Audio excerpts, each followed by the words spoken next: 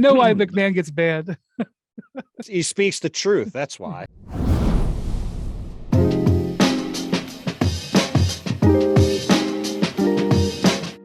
Hello and welcome to the Hoop Collective podcast. We talk about the NBA, which we are doing on Thursday afternoon. Joining me from New York City, I believe, still in the Seaport Studios, Tim Bontemps. That is correct. Day full of television because sometimes we get things delivered to us, like Mark Cuban deciding to go have a long chat with MacMahon before the game on Wednesday and making TV magic for the next 24 hours. Is that how you would describe it as a chat? That sounds amicable. MacMahon has been banned from the arena at least once and maybe banned again in the future. We'll see. Yeah. First time was just from the locker room. That is the voice of the gentleman joining us from Dallas, Texas, where we had an interesting evening last night, although the Mavs won. It's MacMahon. Howdy, partners. Can you say howdy, partner, to you, MacMahon? I was called something else, a few other things. But to be clear, this was not just a chat with me. This was with the media at large. I actually joined as it was in progress. I got a little TV time last night. I didn't have nearly as much makeup on as Bontemps does right now. So you're still ugly as hell, by the way. But I'm sitting there, doing my little Sports Center hit at the top of the 5 o'clock local hour. And I look over my shoulder and I see Brad Townsend with the morning news sitting next to Cuban courtside. I see our old colleague Stein kind of mosey on over. And I'm like, oh, God damn it. Here we go. It's funny, though. So, yeah, Cuban used to, on his little Stairmaster, which would you'd walk through the Mavs locker room back to the weight room in the corner there. Cuban would have his little Stairmaster set up, and for years and years and years, it would be pretty much in every home pregame thing, and he would just, it used to be like a jukebox, right? You put your quarters in, you get all these golden quotes, and boom, off you go. When they redid the locker room, basically my understanding is players and staffers kind of went to Cuban and said, hey man, players don't want guys hanging out, reporters back there. Can we stop that tradition? I also think perhaps Cuban's hip replacement surgeries had something to do with this tradition, but that's pure speculation, which I'm not a big fan of doing. So anyways, haven't had those for a few years. Now, if you really want to get Cuban, you can show up to the arena a few hours early and hope to catch him after his pregame shooting sessions, because we all know the 60-year-old owners, jump shot. Sometimes these sessions are supervised by their shooting coach, Peter Patton. Got to work on that form. That's an important thing. But he has been, and he says by design, letting Nico Harrison, the new GM, kind of take the reins, Jason Kidd. He has been much, much less accessible than in years past. Also, he's been not around the team nearly as much. The last time I'm aware of Cuban going to a road game was in LA, the first game that Kyrie Irving played in a Mavericks uniform. This miserable 5-game trip that they just went on with their season on the line, Cuban wasn't there for any of it. But Cuban decided impromptu Wednesday night, hey, I'm going to make myself available. Coincidentally, Luka talked Tuesday and bemoaned how much worse the Mavs chemistry is this season. And I asked him, how much do you guys miss Jalen Brunson? Kind of chuckled, pained smile, said a lot. So Cuban came in there with a pretty clear agenda. The top thing on that agenda was, hey, let's set the record straight. I didn't screw up the Jalen Brunson situation. It's all Rick Brunson's fault. The fact that Jalen Brunson got much more money from the New York Knicks for a much bigger role that he's thriving in for a playoff team. The person to blame for that is his dad. And I'm sure his dad, an assistant coach with the Knicks now, really feels terribly about putting his son in such a great situation. But don't blame Mark Cuban for that. Not Mark Cuban's fault. All Rick Brunson's fault. Things were going great as far as trying to keep Brunson long-term, and then Rick Brunson came in and screwed it all up. So that was kind of Cuban's primary agenda yesterday. Let me just try to frame this. So 2 days ago. So this was Tuesday at practice. Luka spoke and gave an answer, I think, to your question. Was it your question? About Brunson? About Brunson. Can you set the stage for that? Because I suspect, I don't know why Mark did this on Wednesday, but I suspect what Luka said on Tuesday may have pushed Cuban into wanting to speak on Wednesday.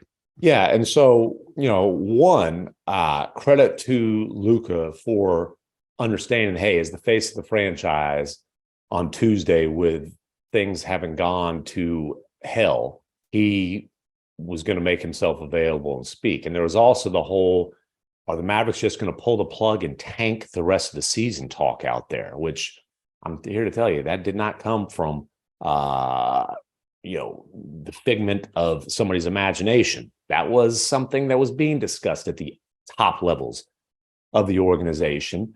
But Luka made it clear that ain't happening with him. He's not going to quit while they have even the slimmest of hopes. And so I think Luka very clearly wanted to make it 100% clear. He's not on board with that. He's playing as long as they've got a chance. So I think that was kind of Luka's primary reason for wanting to be in front of the media, because Luka doesn't like doing media. He very rarely talks to the media after practice, but Tuesday he did.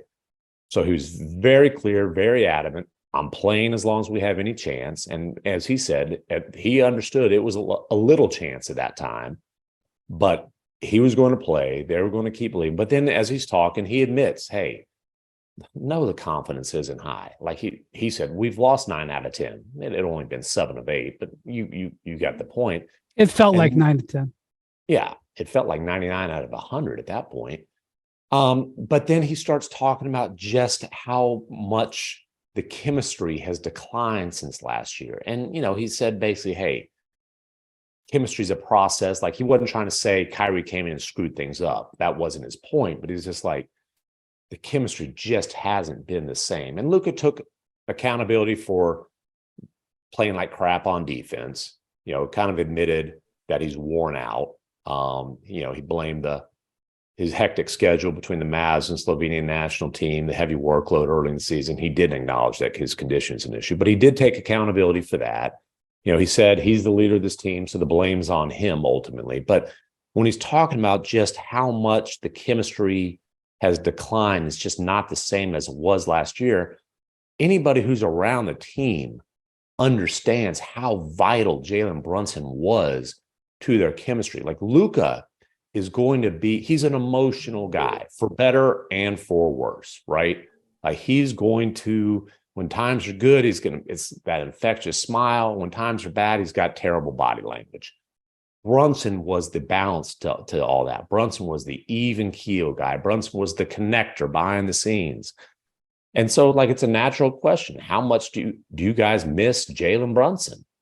And this is the first time all year, like, Luke has always obviously been complimentary of JB, but this is the first time all year that he basically said, man, we miss this guy a lot.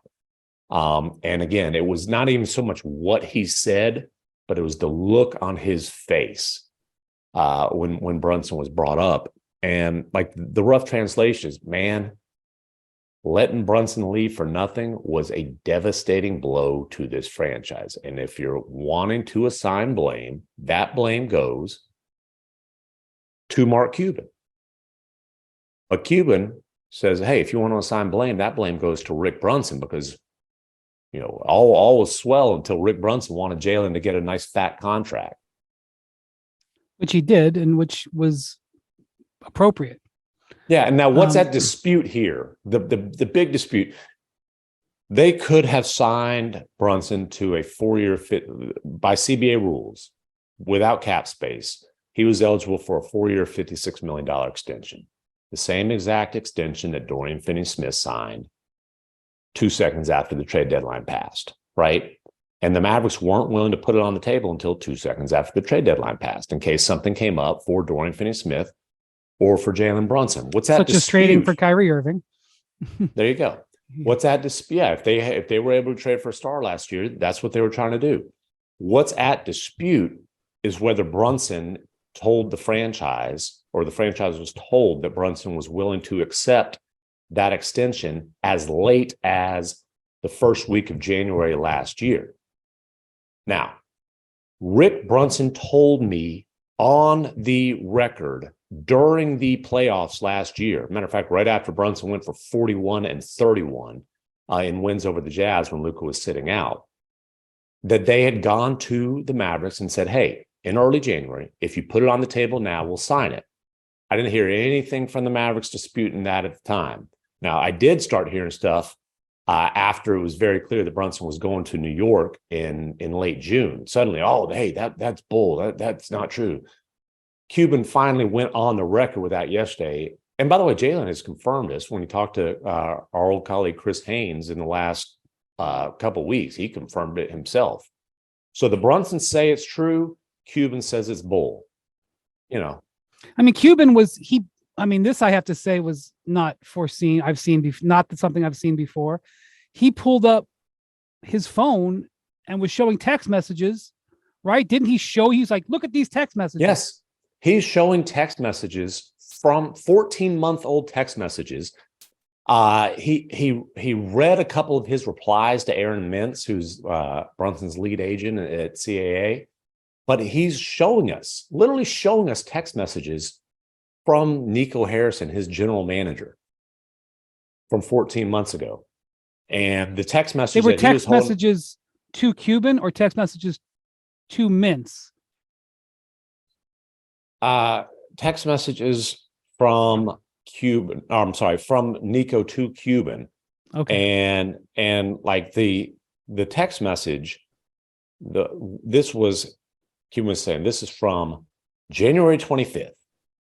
And he's saying, the exact text messages from Nico to Cuban: we aren't going to make a decision on JB based on what Aaron says his dad wants in July. And then Nico also says, I agree with you to Cuban, but I just think the New York thing is too tied to their family to overcome.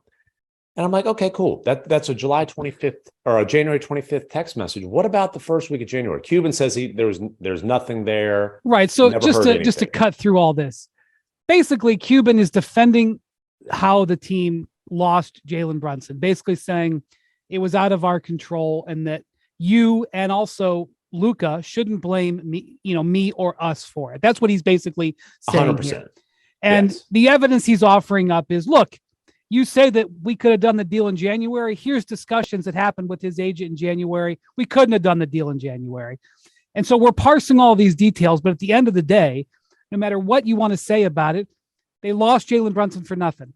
You can spend another 3 hours going over and presenting cases from other sides. You can present Jalen's side, Rick Brunson. You can present the agent's side. At the end of the day, he's in New York. They lost him for nothing. And another thing that happened is that, and this, even when Jalen was gone, the Mavericks believed that they could at least salvage the situation in a sign and trade and get something back from the Knicks. The Knicks have a number of young players and draft picks, including the Mavericks pick this year, which would be helpful to have back, quite frankly, at this moment.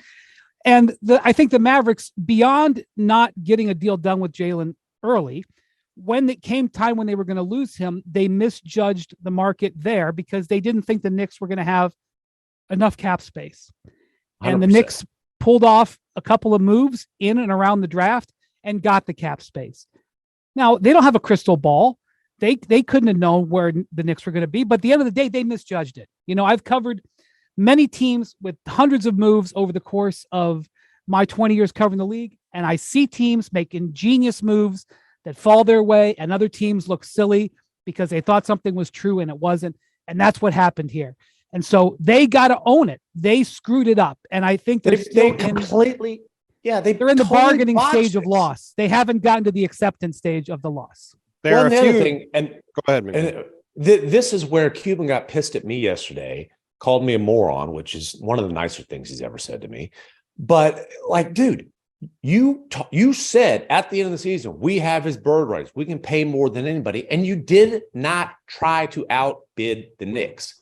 And he's saying, we never had a chance. He said, and I'm quoting him here, We didn't know what the bid was. They never gave us a number. Knowing the numbers now, I would have paid it in a heartbeat, but he wouldn't have come anyway. There's just no possible way that it was about the money. I mean, there was no negotiation. They didn't give us a number, blah, blah, blah. First of all, dude, the number was freaking reported by me and other people days in advance of free agency, which is why the damn Knicks got hit with a tampering charge. Like, bull crap, you didn't know the number. It was freaking reported publicly. And listen, this is total revisionist history crap by Cuban, because all I was hearing from people who were trying to justify Jalen Brunson leaving for nothing is, wow, what a drastic overpay by the Knicks. The Mavericks were willing to go to, quote, Fred VanVleet money, which was about $21 million a year, 5 for 105. Boy, there's a tough decision. 4 for 104 or 5 for 105. You think Brunson might make $1 million in that extra year? When this contract comes up, give me a freaking break. They did not try to outbid the Knicks. Look, you can argue, should they have come in with a max number? Because it got to a point where their only chance was to come in with a max number. You can argue whether that would be crazy or not. But again, we can stay in the trenches and argue about the deal. Yeah, the bigger thing is this season has turned into a bad situation. And so now people are taking a step back and worrying about the big picture, which is Luka. Go ahead, right. Bontemps. No, that's what I wanted to get to. There's a few indisputable facts here, right? One is, from the very beginning, the Mavs messed up and gave Jalen Brunson a 4-year contract instead of a 3-year contract. So they would have had his restricted free agent rights a year before, and they could have paid him much less to sign him then. All Donnie Nelson's fault. All Donnie Nelson's fault. Sure. It's everybody but Cuban's fault. Whatever Cuban wants to say about these negotiations back in the spring, I'm going to trust my guys reporting all the way through. I'm going to trust people talking on the record all the way through. And I'm going to say that the Mavs messed that up. Now we get to the summer. The Mavs, obviously, as you point out, Brian, botched the negotiations on every front when it gets to the summer.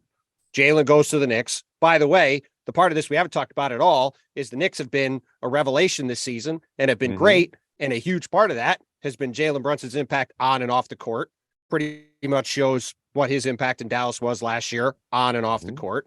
And now we get to the most important part. For all the nonsense that Mark Cuban said yesterday in deflecting away from the fact that this season is a disaster, and frankly, they traded for a guy who I would rather not have compared to Jalen Brunson and Kyrie Irving to try to make up for the fact that they screwed all of this up.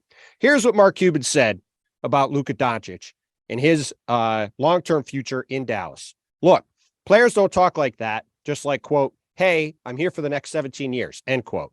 He'd like to be here the whole time, but we've got to earn that. And this is where we get to the crux of the issue with the Dallas Mavericks.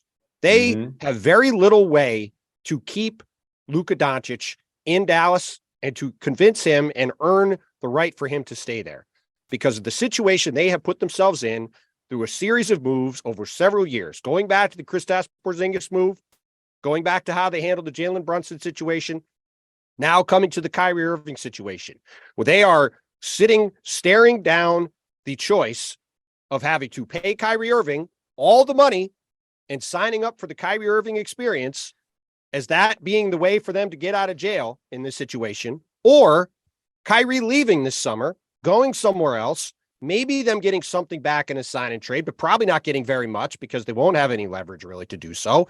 And then you've got limited draft picks going forward, a roster bereft of talent, and limited financial flexibility to go add players around Luka Doncic. So Cuban basically said three things around a bunch of curse words and calling MacMahon a moron. He basically tried to give the blame elsewhere, specifically. Now let's stop Rick using Brunson. the word basically. He tried to duck. He blamed Rick Brunson for Jalen being gone. That's one. Two, he talked about keeping Luka in the future and said that we've got to earn it. And three, he talked about Kyrie Irving's free agency. I don't want to muddle them together. He said Kyrie was the top priority this summer. And I'm pushing him on that. Like, hey, okay, you've got his bird rights, by the way, just like you did with Brunson last year.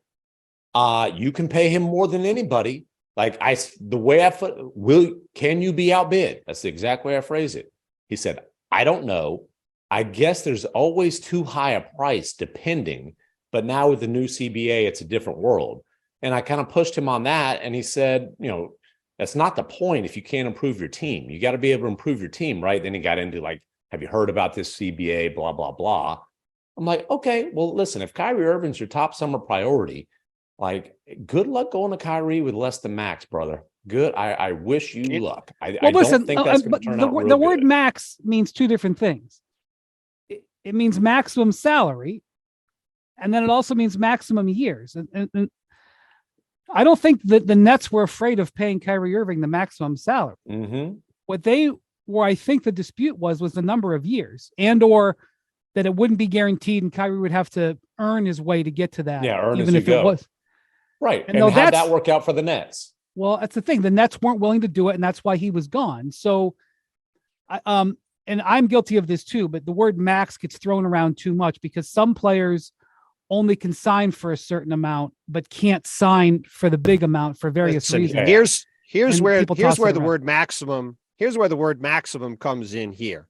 You know where the word maximum comes in here? Maximum leverage for Kyrie Irving, which is a remarkable thing to say after everything that's gone on with Kyrie Irving. But at the end of the day, you're sitting here as the Dallas Mavericks, and because they made a desperation trade after botching several things before that, whatever the version of events Mark wants to lay out there, the facts are the facts. They botched all these things. They were in a bad spot. They made it worse by making this Kyrie trade. And now they're in a position where they, again, either have to pay Kyrie what he wants to stay, which is probably going to be max dollars and max years, I would guess, because why should he take anything less from them? I mean, I think it's going to be at least 4, if not the full 5 for $272 million. Again, he has all the leverage. Well, not only does he Dallas have the leverage, has leverage here. Part of the reason why he has the leverage is that they screwed up the Jalen thing.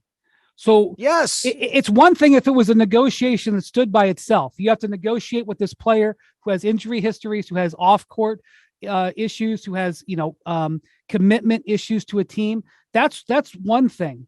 Then the other issue would be the fact that you have this new CBA that changes things when you're putting into it. And, when Kyrie became available, as far as I know, 4 teams showed interest.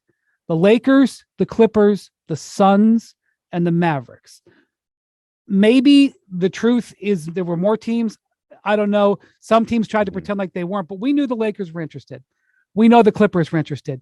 The Suns at least kicked it around. The Mavericks made the deal. Okay, the Suns have now gone and traded for Kevin Durant. You can cross them off. The Clippers, with the new CBA rules, I don't think are going to be able to get Kyrie unless they gut their roster somehow. They're not going to be able to sign. There's no way they could get enough money under to do a sign and trade. They'd have to trade too many guys. Because if you're so far over the cap, you can't receive a player in a sign and trade. So they could have traded for Kyrie last year during the season, but signing and trading for him is very hard. The Lakers could do it, but would have to basically release or get rid of all the free agents that they just acquired that they've gotten some traction on. That could happen, but it's a maybe at best. So you say Kyrie has great leverage, Bontemps. I agree with you, but also, does he really? Is there really a team? Yes. Okay. I will see what happens with the Lakers. I find it very hard to believe the Lakers will say we'll have D'Angelo Russell and Rui Hachimura instead of Kyrie Irving if they get presented the opportunity to do that. We'll see. That's not me reporting that, to be clear. Right. I just looking at it from the way the Lakers view things. The Lakers gutted a championship level team to trade for Russell Westbrook to have a star, right? And this is a guy that LeBron James pretty publicly made clear he wanted the Lakers to get this past season. I think there's a pretty clear line to draw there if you want to. And look, the other thing here, let's just be realistic about this. Do you want Kyrie Irving feeling like you've lowballed him and disrespected him? Like, the risk here is you bring back Kyrie, but he's disgruntled. We've seen how that goes.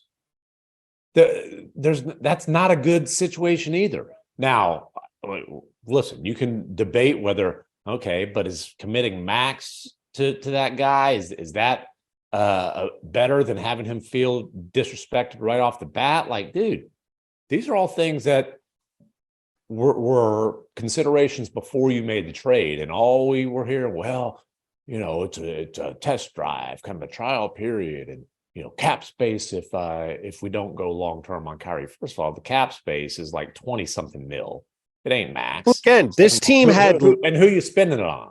This team had limited. It's been saying this from the moment they made the trade. This team had very limited trade assets at its disposal, and they traded their 2029 first, which people said, "Oh, well, that's way in the future." It also messed up their ability to make trades in the interim, and on top of that, that's correct. And then on top of that, they trade Dorian Finney-Smith, their best perimeter player, our perimeter defender, and another guy that is tight with Luka and had a great relationship with Luka, and they trade him to make this trade happen. So again, you take two of his closest friends off the team, you replace him with Kyrie, and as you said the whole time, like Kyrie seems to have shown up and done everything that they've asked him to do, but the team has stunk, and now they've backed themselves into this corner where they have no choice but to do what Kyrie wants to keep him, because if he leaves and they lose him for nothing, then they're sitting here with Luka Doncic 3 years away from free agency, which really means a year or two away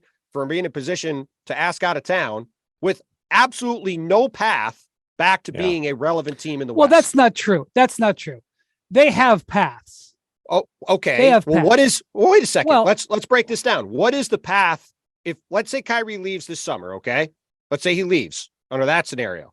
What is the path from there for the Mavs to be a conference finals team in the next 3 years? How are they doing that? They still have 2 picks that they can trade. They still have a couple of tradable pieces on their roster. Hold on. Just to be clear about the picks, okay? If they end up top 10, because they owe the Knicks this top 10 protected pick as the final piece of the Porzingis trade. If they end up top 10, you can say they have 2 picks to trade. Oh, that means they're trading this pick, technically using it and then trading it, but obviously you can agree to a deal. And then 2027, if they give this pick up, they have 2025 and 2027. That's fair. Okay, fine. They're going to potentially have a top 10 pick. That has value. Also, a few years ago, the Lakers went from 11th to 4th.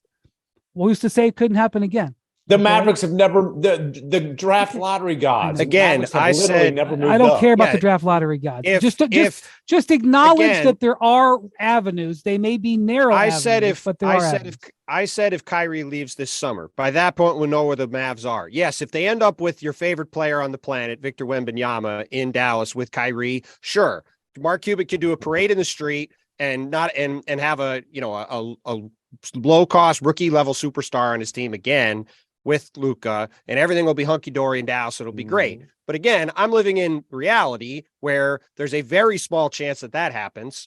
And again, I will ask you, because what you basically said is they have a couple picks they can maybe trade for one player. This is a team that's not one player away. It's a roster full of massive holes. I know. I've been around long enough to know that a team that has multiple superstars is not really desperate, but they definitely are some of the water is getting hotter. We need to drill down on this again. Well, we need to drill down on this again because they wouldn't have multiple superstars if Kyrie leaves. They'd have one guy. I will also say the other possibility with Kyrie is that they use his bird rights in a sign and trade situation. The least likely of the possibilities, because it requires cooperation from another team, obviously from Kyrie, but it is a possibility. I'll just throw out a hypothetical here. You mentioned Phoenix. Obviously the Ayton Suns relationship has been rocky. Could there be something where Kyrie's heading to Phoenix, Ayton's heading to Dallas? It's a possibility. Like I said, it's the slimmest of the possibilities. Yeah. I just look, I'm not fundamentally disagreeing with you, Bontemps. I just want to be clear. They're not desperate. But they're in trouble. Wait a sec. How are they not desperate?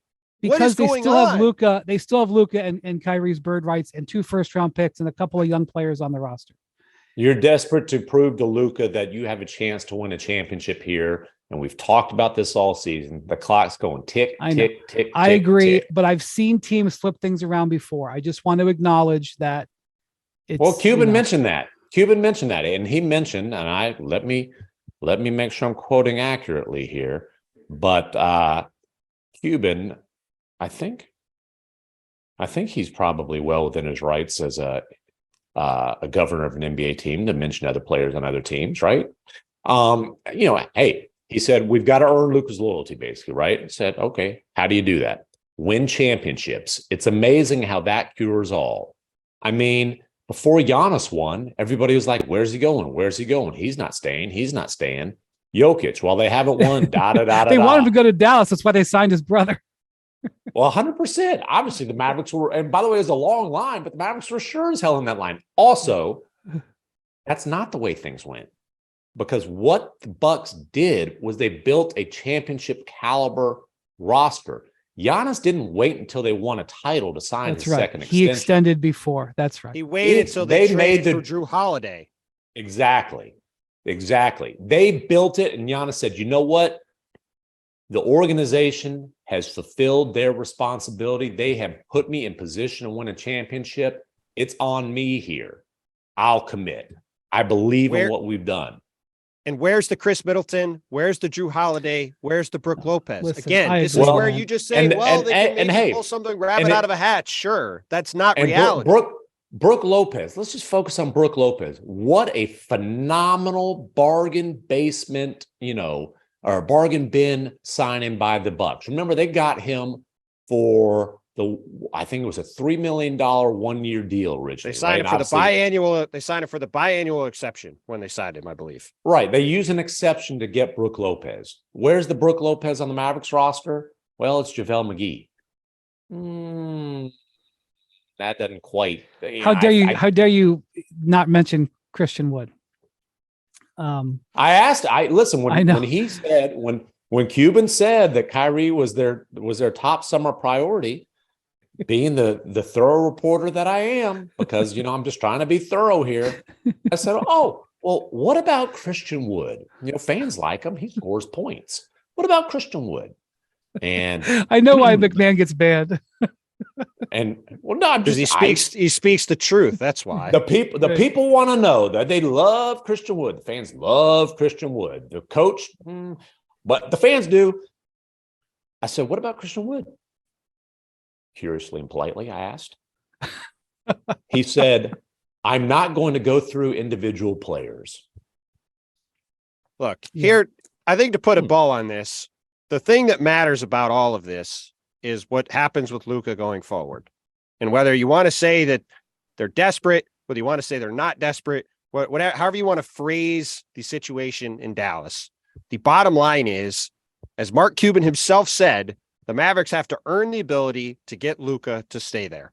And as of right now, sitting here right now, looking at their situation right now, they're going to need a lot of luck to be able to put themselves in position to do that, because it is not clear sitting here today how they're going to be able to have a team that's good enough to be where they were last year in the West without a significant amount of luck going their way.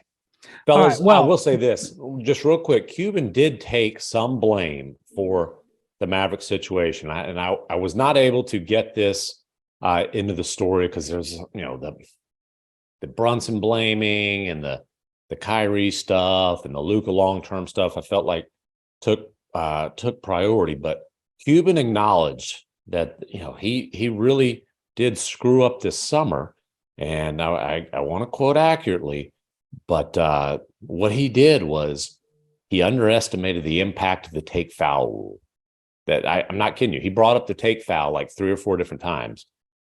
He underestimated the impact of the take foul rules is where things. Okay, he says, I didn't expect the change that would happen from the take foul and other things. We just didn't have the right personnel. It wasn't any one player. There were just different things that were needed this season from last season. Blah, blah, blah. Yeah, but at midseason he traded his best defender. I mean, that's what's derailed the whole Mavericks season was this take foul rule. Well, he said the take foul and other things. Other things might have been trading his best defender for Kyrie. All right, they did score 60 points combined. They did beat the Kings, and they kept their play-in hopes alive. Before we take a look at the play-in situation, that's fascinating. Bontemps, I think you've got trivia. More Hoop Collective podcast after this. Union Pacific Railroad wants you to join its team. It's an opportunity that comes with great pay and benefits. There are a variety of open roles across its 23-state network, including train crew positions with hiring and relocation incentives of up to $50,000 in some locations. You can even get a free college education while working. Union Pacific Railroad connects hundreds of communities, hauling goods Americans rely on every day. Get your career on the right track with Union Pacific and apply today at up.jobs/sports. That's up.jobs/sports. And now to present today's trivia question, the whiz of the quiz, Tim Bontemps. I do. Speaking of playing teams, the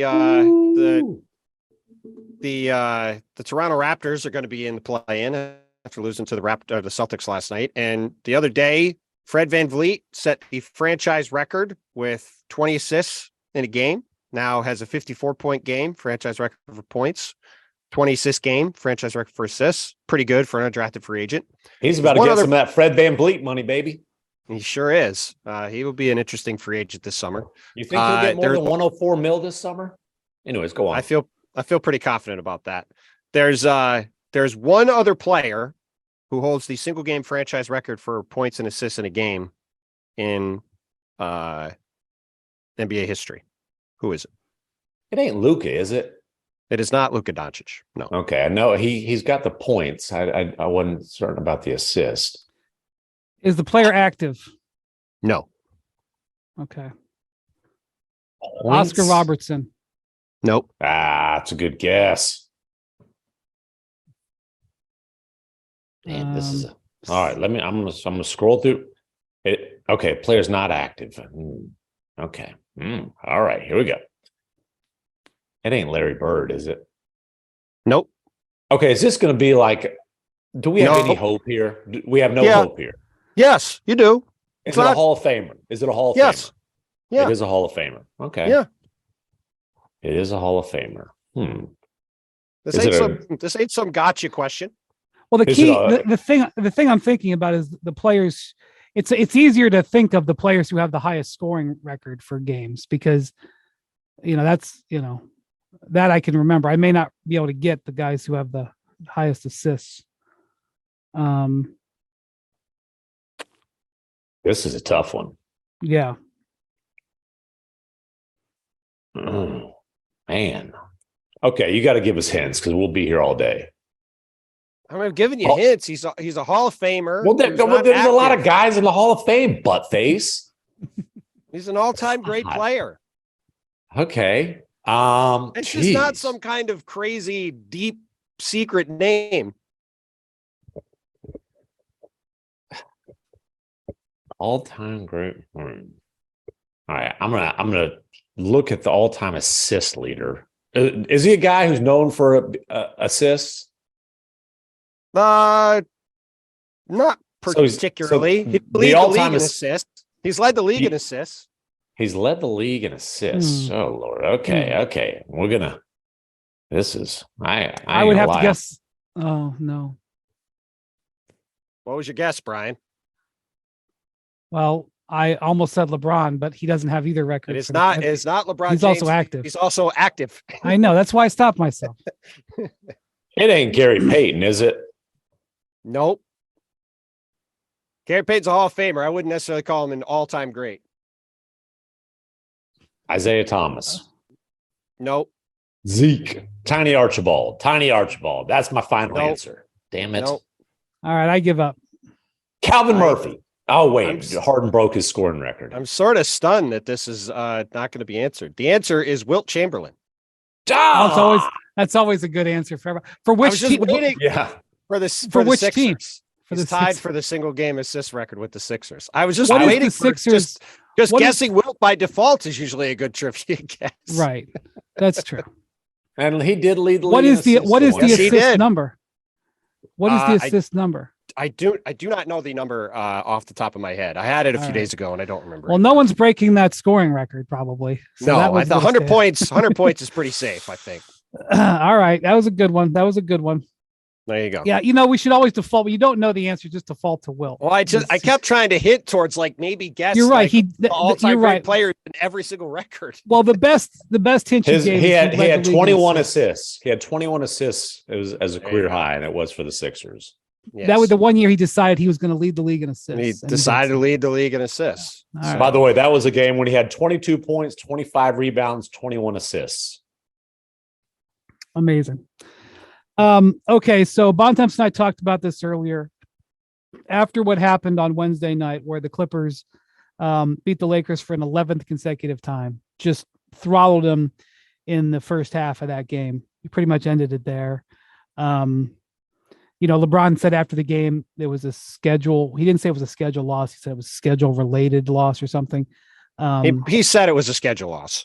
That's exactly what he said. I mean, which, by the way, it might not have been a schedule loss if the Lakers had been able to put away the Utah Jazz on Tuesday night with Luka starting at power forward, who they signed 4 days before. Listen, and that's fair, but they were forget about who started. They were up by 10 with 2.5, 3 minutes to go.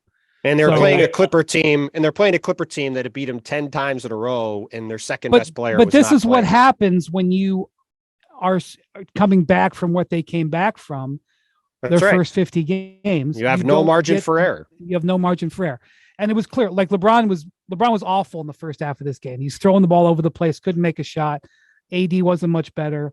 And they got down by 18 at the break. And, they made a bit of a run the second half, and LeBron had 30 in the second half after having 3 in the first half. But it was, that's what happened. So now they're out of position.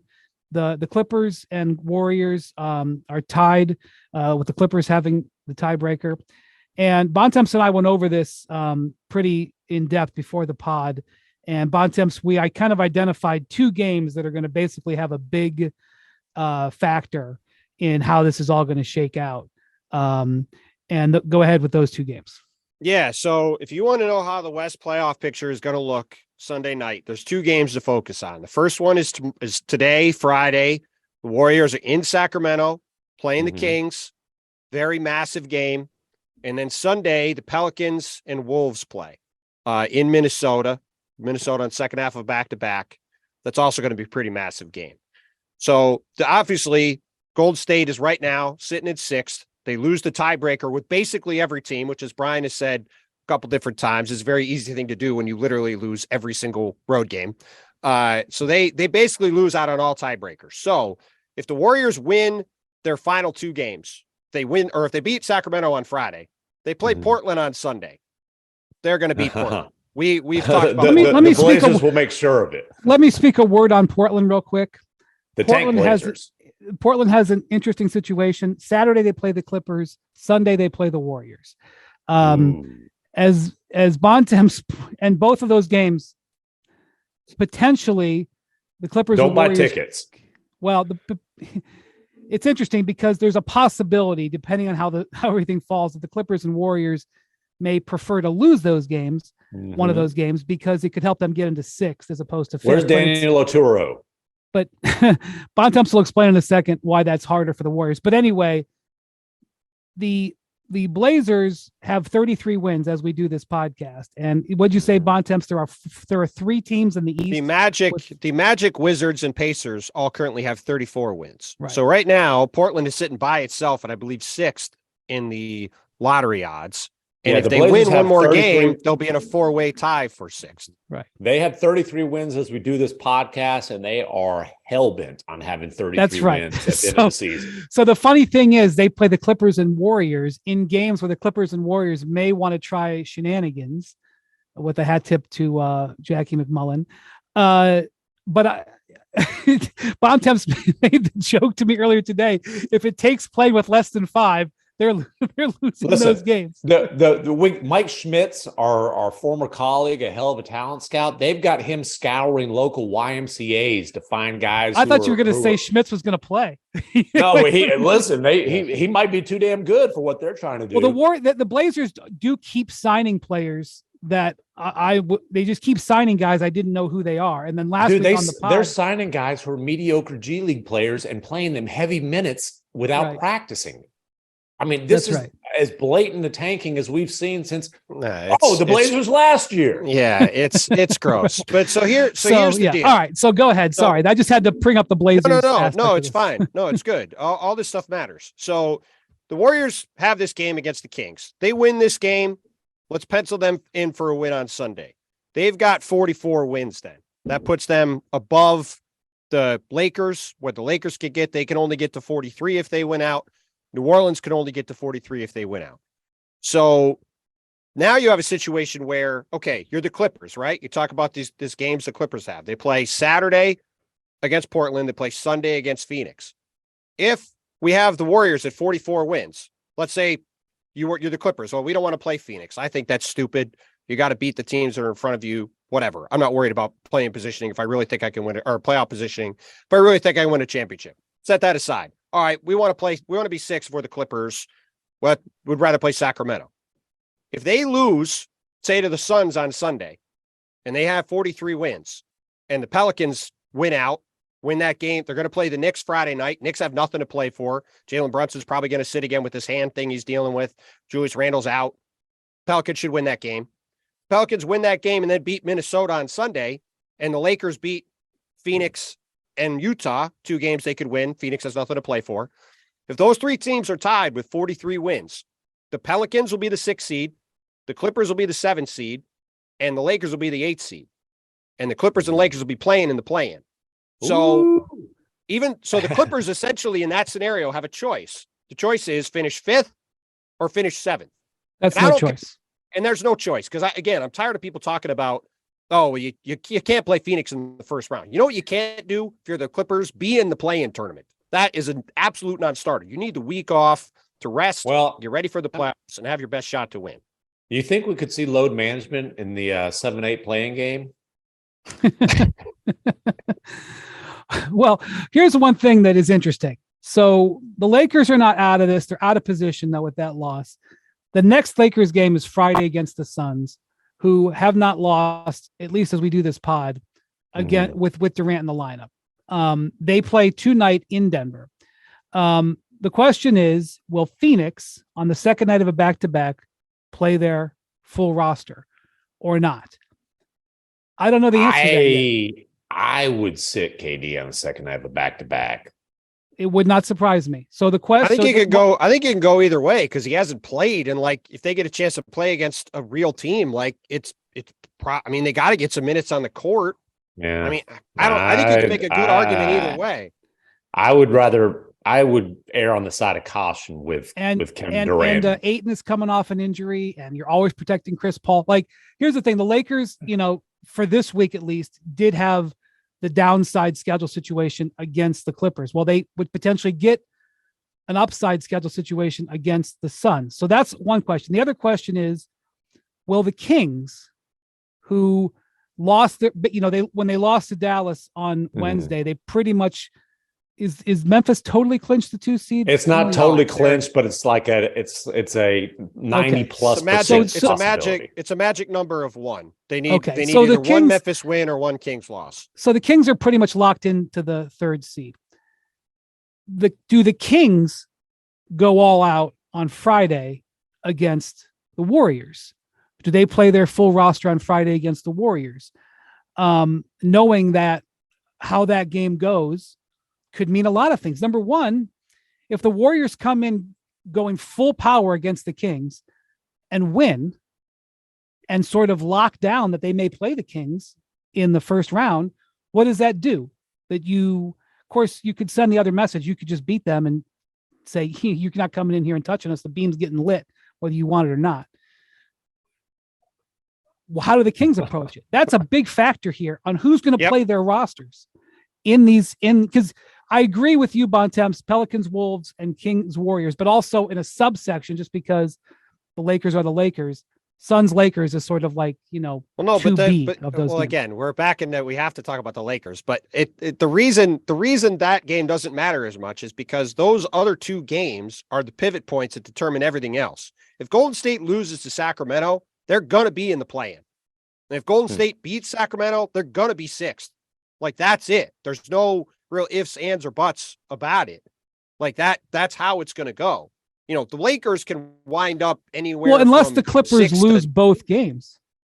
the Clippers are not losing to Portland. No chance. Okay, well, I just want to acknowledge the Listen, possibility. as hard as the Blazers tank, the Clippers' ability to tank in an attempt to dictate playoff matchups is historically phenomenal as well. Again, we go back to Daniel Oturu. Where is he these days? Getting like 47 post-ups in the last 2 games. He's probably on a flight to Portland. I know, but this is the thing, though. It's like the Clippers or maybe LA. Because of how this shakes out, the Clippers can't really navigate this effectively. I agree. I just want to acknowledge that possibility exists. I understand, but we're living in worlds where, like, look, maybe New Orleans loses to the Knicks with nothing to play for on Friday, and this doesn't come to pass. But again, New Orleans has every reason to play that out all the way to the end. They're at home. And the Knicks don't. The Knicks have nothing to play for. They sat a bunch of guys in Indiana last night and won, but I don't think they're going to win in New Orleans with New Orleans trying to win. So again, like that Kings game tomorrow it's just a massive, or tonight, it's just a massive, massive game, because you either have the Warriors sitting in 6th with a week off to get Andrew Wiggins ramped up, and you could say Golden State with Memphis and the Memphis-Sacramento half of the bracket, Phoenix and Denver on the other side. You look at them and say, hey, this is the team that maybe is going to be favored to come out of the West, or they could be looking at playing the Lakers in a play-in game, or the Clippers in a play-in game, or something, and causing them to be in a situation where they got to fight to even make the playoffs. And it all comes down to one road game, fittingly, for a team that can't win a road game this season. By the way, the final spot in the play-in could very well be decided by whether the Grizzlies give a crap about Game 82. Well, yeah, we should explain this. We should explain this situation too. You want to lay that out? And people are going to know the result of Thunder Jazz by the time they hear this podcast. For the sake of this discussion, let's assume that the Jazz don't accidentally win tonight, right? So essentially, and let's give the Mavericks, who have been extremely capable of losing to teams missing multiple stars/starters this year. Well, let's assume they figure out a way to beat the Bulls Friday night, where the Bulls, Billy Donovan basically said, hey, we're probably going to sit. Yeah, to explain that one, the Bulls are locked into 10th. They have nothing to play for. And frankly, if they don't make the playoffs, losing these last couple games gives them a better chance of maybe jumping up in the top 4. And by the way, keeping their pick from their own rough trade for a center. Mavs playing hopes just took a little hit. That protest is denied by the NBA. Anyways, well, shock. Listen, this is shocking. All right. So here we go. We're going to, for the sake of this discussion, we're going to assume Thunder beat Jazz, Mavs beat the Windy City Bulls. Okay. And here we go. Then it comes down to the Mavs have the Spurs on Sunday afternoon. I don't believe the Spurs will be too motivated to avoid having the worst record in the league in that game. I'm going to give the Mavs the benefit of the doubt and say they're able to pull that one out. Now, at the same time, just up I-35 across the old Red River, you're going to have those Memphis Grizzlies in Oklahoma City. And basically, if OKC wins that one, the Mavs are bye-bye, adios, off to Cancun in contract negotiations with Kyrie. Yeah, the Mavs need a Thunder loss and 2 wins to get in the playoffs, to state it plainly. There you go. And listen, I think it's time to get the big German involved here. You got to get Dirk. Dirk, Taylor Jenkins, Grizzlies coach, grew up here in Dallas. Huge Dirk fan. He's told these stories about how him and his family used to go. They'd sit up in the nosebleeds and just root on the Dirkster. Dirk, pick up the phone. Maybe even fly to Memphis. Give Taylor a pep talk. Taylor, we know you're locked into the 2 seed, but we need you, buddy. We need you. You got to get the big German involved here. Listen, man, to pull those emotional strings. I don't think the Grizzlies are probably going this deep into their analysis, but I know I'd probably rather. Well, no, honestly, if you want to be devious and you're the Grizzlies, hey, let's be rested up. And would we like for the Mavericks franchise to blow up? Yeah, we would. With them missing the play-in be a good thing for the long-term health of that franchise? No, it wouldn't. Obviously, the small risk being that they end up winning the lottery and getting Victor. By the way, speaking of that Bulls-Mavs game, so we've talked about that top 10 protected pick. Now, the Mavericks right now are in a three-way tie for the 10th best lottery odds.